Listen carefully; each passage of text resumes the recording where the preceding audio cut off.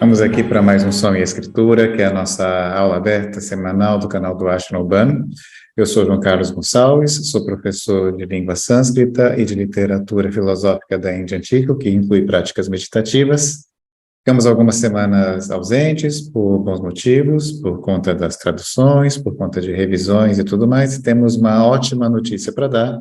que é o lançamento do Gita Govinda, ou o Canto para Govinda, conforme ficou na tradução, que é a tradução de um poema em língua sânscrita do século XII, atribuído ao poeta de nome Jayadeva, em versos para a língua portuguesa. Estamos aqui para falar um pouco a respeito desse poema, depois de termos passado por uma sequência de aulas falando sobre o sistema conhecido como Pratyabhijna, ou reconhecimento de si, ou autorreconhecimento.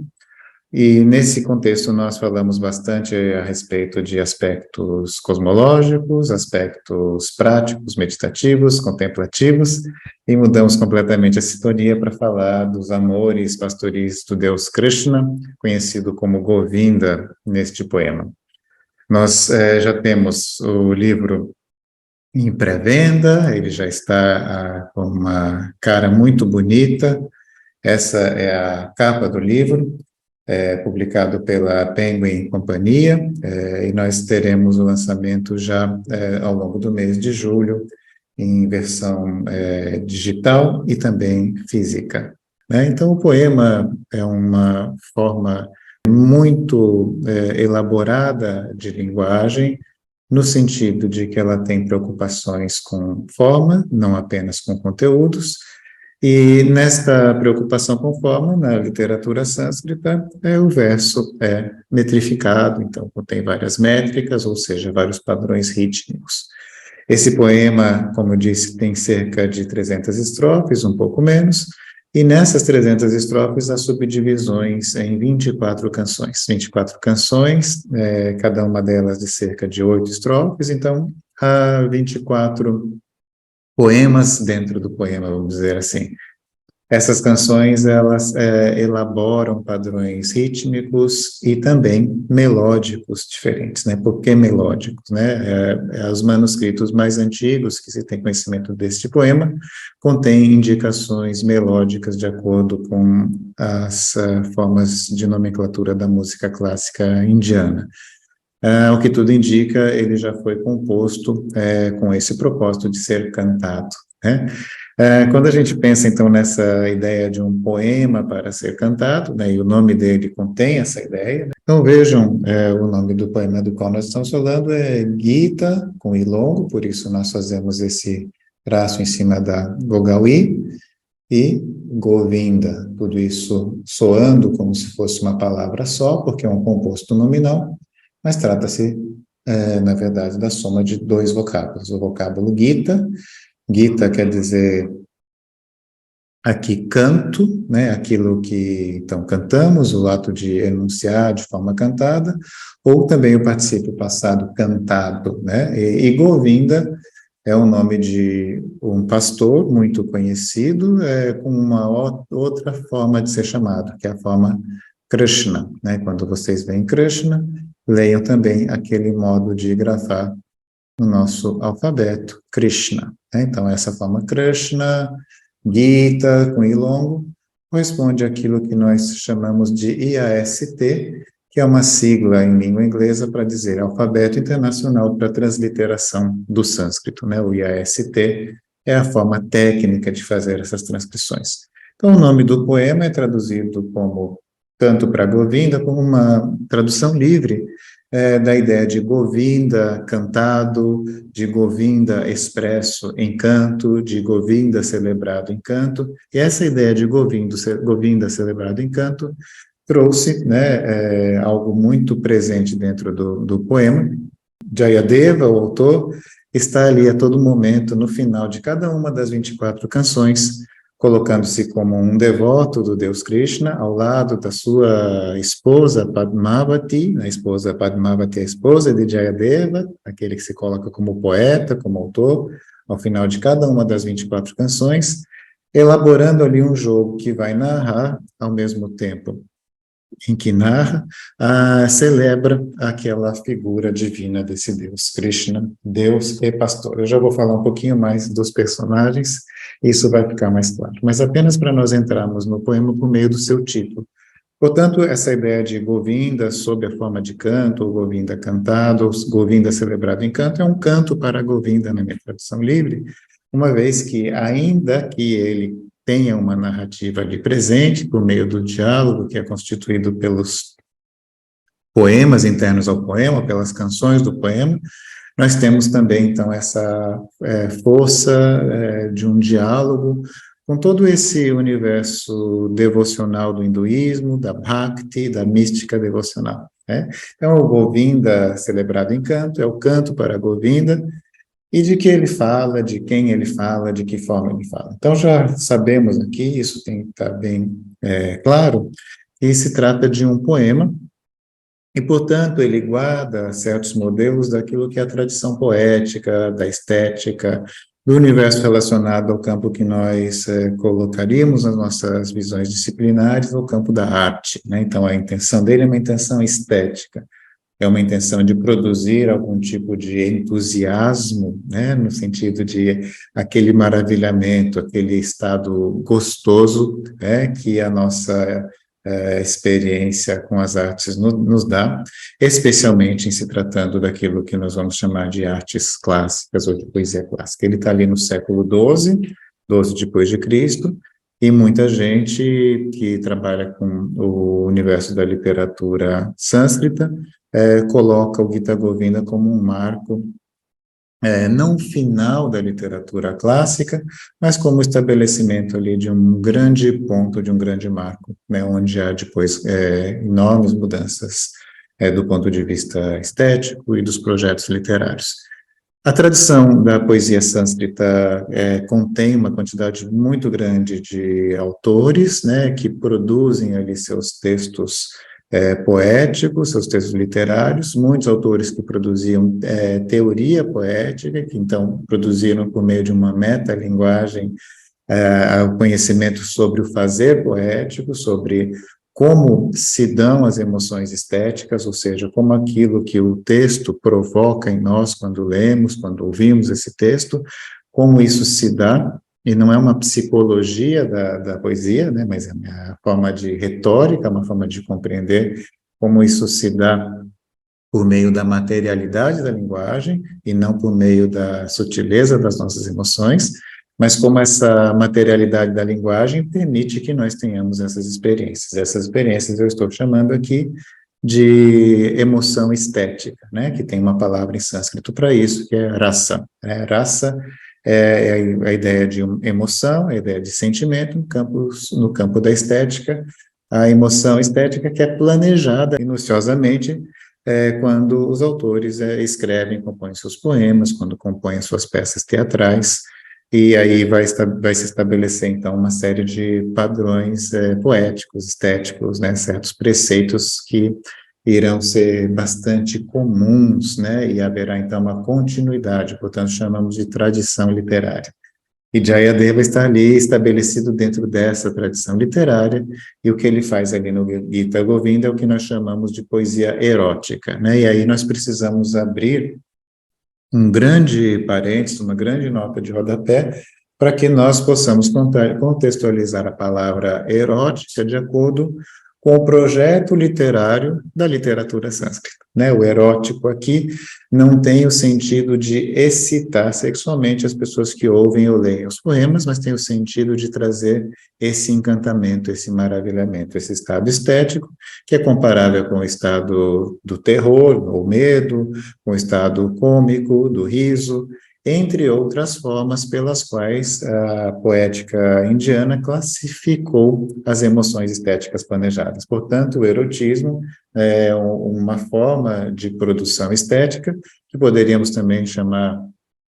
de romantismo, no sentido, né, de que há uma atmosfera romântica, mas como a palavra romântico já está muito associada a um certo movimento literário europeu, e consome, né, tudo que tem no entorno dela para padronizar um certo jeito de sentir-se enamorado, sentir-se enamorado, ou seja, a palavra romantismo, ela meio que fagocita, né, a todas as nossas formas de lidarmos com os nossos afetos. É preferível que, tecnicamente, ela fique guardada para esse uso relativo ao movimento estético europeu, e a gente usa, então, a palavra erótico, ainda que ela possa trazer algum tipo de incompreensão, algum tipo de confusão, ela, pelo menos, não traz isso para uma ideia que faz com que tudo se pareça a mesma coisa, com que tudo se pareça ao romantismo europeu. Então vejam, né, que nós estamos falando então do erótico no sentido da emoção que é planejada retoricamente, ou seja, poeticamente, por meio da linguagem, e na forma de raça, né, de emoção, nós estamos falando então daquilo que envolve a relação de pessoas apaixonadas, né, e a relação entre as pessoas apaixonadas vai do afetivo e material, ao carnal, afetivo e material. Tudo isso está presente, ainda que haja certas regras, certos preceitos que vão estabelecer que certas descrições não são boas de serem feitas na poesia, portanto, não encontraremos nenhum tipo de descrição que seja carnal, no sentido que nós colocaríamos num campo mais próximo do explícito, né? Mas haverá a insinuação, né? Ou, dito de maneira técnica, o poder de sugestão da linguagem. A linguagem sugerirá, né, muito do que nós colocaríamos, então, dentro do campo do amor carnal, né? E esse fato de a linguagem poética ser sugestiva, né, e isso ser um preceito, ou seja, a poesia clássica indiana estabelece muito claramente, né, o que é obsceno, ou seja, o que deve ficar fora de cena, ou seja, o que não deve ser retratado, e o que pode entrar dentro da representação literária, faz com que muitas vezes as pessoas façam certas projeções neste poema, entendendo que ele é um poema religioso, pois não seria de bom tom mostrar os amores carnais de um deus, ou de uma deusa, ou de figuras divinas, ou de figuras transcendentes, né? E eis aí um núcleo, um nó que pode trazer muita confusão para as pessoas, e vocês, ao pesquisarem as impressões, as leituras e os usos que esse poema tem, vocês vão entrar em contato com um mundo muito grande de tensões, pois personagens são Krishna, Radha e uma pastora que é amiga de ambos, né? Eu vou compartilhar aqui com vocês a tela para que a gente possa dar materialidade a esses nomes. Então, esse Deus que nós chamamos de Krishna, na nossa transcrição aqui, né, esses pontinhos embaixo dão essa pronúncia aqui, Krishna.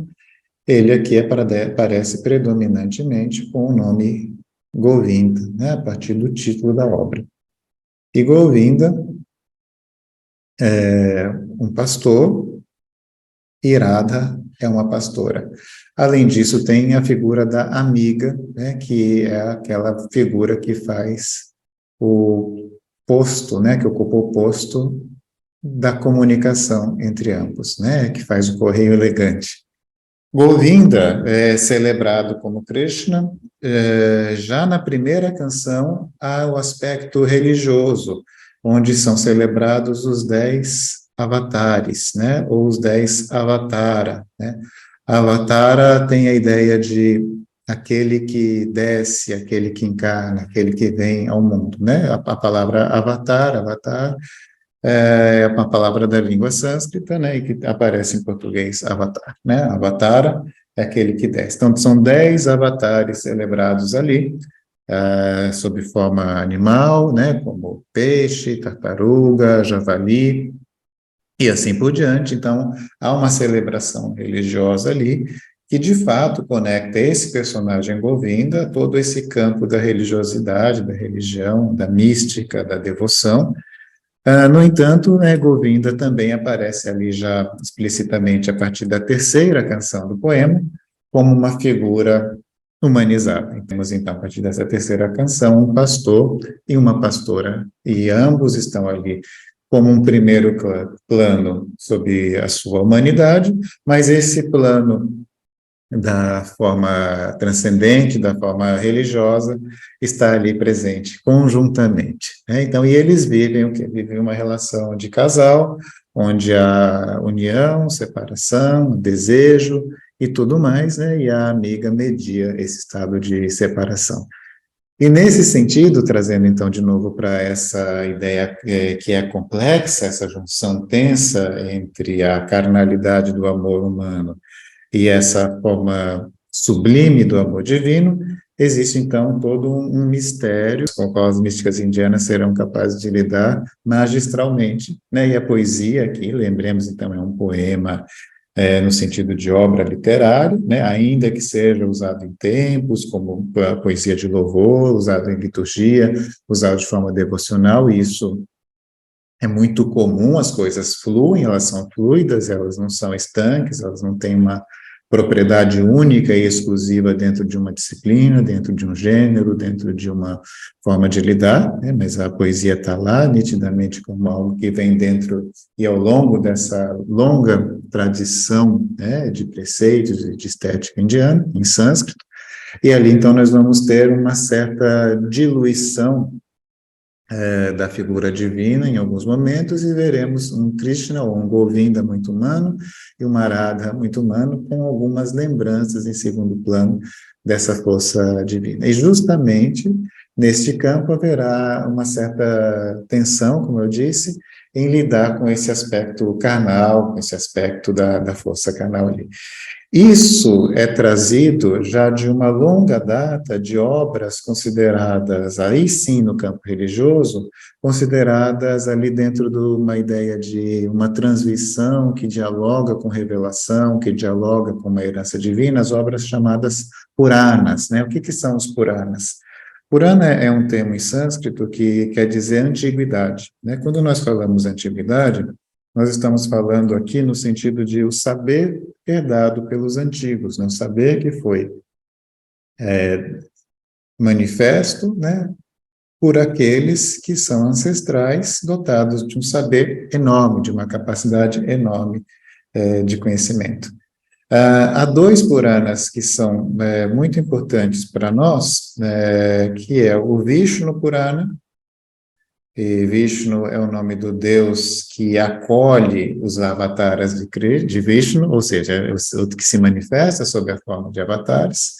e um outro Purana chamado Bhagavata Purana, entre outros Puranas, mas esses dois têm uma importância muito grande para nós, o Bhagavata e o Vishnu Purana. E nestes Puranas, né, o Bhagavata é de cerca do século X, o Vishnu é bem anterior, no início da era cristã, na verdade, né, provavelmente na primeira metade do primeiro milênio, e ambos contêm a história de Krishna junto com pastoras, ou de Govinda junto com pastoras, numa atmosfera que é uma atmosfera devocional, ali sim o propósito fundamental do texto é um propósito litúrgico, religioso, mítico, no sentido da palavra mito, empregada tecnicamente, ou seja, como a verdade precisa daquela tradição de pensamento, nada a ver com o uso que se faz em que a palavra mito se opõe à verdade. Mito ali é uma narrativa como o evangelho, como narrativa que seja importante, respeitada por qualquer tradição, né? E os mitos de Krishna envolverão, então, muitas narrativas, muitos episódios e episódios relacionados às pastoras. A pastora Arada não está ali individualizada nessas duas obras, porém, toda a atmosfera do erotismo e dessa relação que permeia a nossa carnalidade humana, mas ainda assim é apenas algo que está ali sugerido muito brevemente. Há um comentador de um Purana desses aí, o Bhagavata Purana, que ao final do quinto episódio, em que se narra a dança de Govinda com as pastoras, ele diz assim, que os devotos não devem ser tolos a ponto de quererem realizar aquilo que o Deus realiza. Pois se fosse assim, os devotos de Shiva tomariam veneno, assim como Shiva tomou. É um episódio que fala que Shiva, para dar fim a um veneno que era muito perigoso, muito letal, com o qual não tinha o que se fazer, e foi obtido da mexedura dos oceanos, e ali esse veneno estava enfim, prestes a causar algum dano, Shiva vai lá, toma o veneno, fica com a garganta azul, dá um fim no veneno e ganha esse apelido Nilakanta, que é aquele que tem a garganta azul, né? Então, esse episódio é muito conhecido dos devotos de Shiva, mostra o seu poder infinito, mostra a sua força, mostra que ele é invencível, que ele é invulnerável, entre outras coisas, né? E aí, então, esse episódio é mencionado dizendo: ninguém que é devoto de Shiva deve sair por aí tomando veneno, né? Assim como devotos de Krishna ou de Govinda não devem fazer o que ele fez, dando, então, a entender que não deve ser feito, então, aquilo que pode parecer, né, como um amor carnal, mas que muita gente na tradição vishnuíta vai dizer que não é, afinal de contas, os deuses não são dotados da mesma corporalidade que nós, portanto, não faz o menor sentido entender isso de uma forma literal, né? O que é entendido ali é que esses episódios representam, sim, por meio da carnalidade do ser humano, do envolvimento sexual, do envolvimento passional, do envolvimento afetivo, do enamoramento e todo esse tipo de interesse, mas representa como o nosso jeito de lidar com a devoção poderia ser e pode ser tão intenso como é o nosso jeito de lidar com os nossos amores, né? Se nós nos apaixonássemos por Deus, pela deusa, pela força transcendente, pela força criadora, pela origem do mundo, pela origem do universo, por essa fonte imensa e infinita de encantamento que é Deus, se nós nos apaixonássemos com tanta reverência como nós nos apaixonamos nos nossos enamoramentos humanos, né, nós seríamos devotos perfeitos. É disso que fala a mística que traz a força passional humana como alegoria da forma como nós, indivíduos humanos, deveríamos nos portarmos como devotos. E o Gita Govinda é dessa tradição, né, literária, ele traz para dentro de si essa forma de narrar e produz um feito inédito na literatura, que é representar de forma individualizada uma das pastoras, e essa pastora é Radha. E ao individualizar a pastora, o que acontece? Algo fantástico. Ao individualizar uma figura que não tinha nome na tradição literária e religiosa, acontece então a magia do espelhamento, pois assim se individualiza Govinda, né? Ao dialogar com uma figura que é individual, ele também se torna um indivíduo, e aí nós vemos toda a graça do poema caminhar ali. Era isso que eu queria dizer para vocês. O Gita Govinda, então, está ali traduzido já, prestes a ser publicado de fato, né? Está em pré-lançamento, neste momento em que eu estou gravando, dia 6 de junho, teremos até julho ainda para aguardar. É uma aula divulgação, né? Não entendam como uma aula propaganda, né? Mas divulgação no sentido de explicar o que eu traduzi, né? Foi trabalhoso, foi longo, é algo que eu comecei há muitos anos atrás, há cerca de 20 anos, né? Um poema curto, não passei o tempo todo fazendo isso, fiz isso no meu mestrado, dei por encerrado, e aí surgiu essa oportunidade de nós publicarmos, fiz uma bela revisão, contei com a equipe da Penguin Brasil, Companhia das Letras, né, dialogamos bastante ao longo das semanas em que nos propusemos a fazer isso, então foi um trabalho de tradução meu, mas com muito apoio editorial, e agora teremos o prazer de ver isso materializado mais adiante. Então, espero que possam ter esse gosto, né, que eu tive ao ler esse poema pela primeira vez há mais de 20 anos, e que me fez ter vontade de traduzi-lo, e seguimos então, talvez com mais algumas aulas sobre o poema, observando alguns versos, algumas estrofes, vendo ele de uma forma material mais próxima, né, e quem sabe abrindo diálogos também com pessoas que se interessam por esse universo, seja por meio da poesia clássica indiana, por meio da dança indiana, a poesia é muito representada, a poesia do Gita Govinda, especialmente, é muito representada na dança conhecida como Odissi. Enfim, os diálogos estão abertos, né? Quem sabe a gente segue falando de Gita Govinda por mais algumas semanas ou em alguns episódios daqui para frente. Gente, obrigado por assistirem até aqui. Como sempre, peço que sigam o canal do Ashram Urbano, que deem as curtidas aqui no vídeo, porque é necessário para que a nossa atividade aberta nessa rede mantenha-se sustentável, compartilhem, façam com que os nossos vídeos cheguem de forma mais abrangentemente, onde eles podem ter algum tipo de benefício, algum tipo de interesse, né, trazer benefício e ter interesse por parte das pessoas. Até breve e muito obrigado.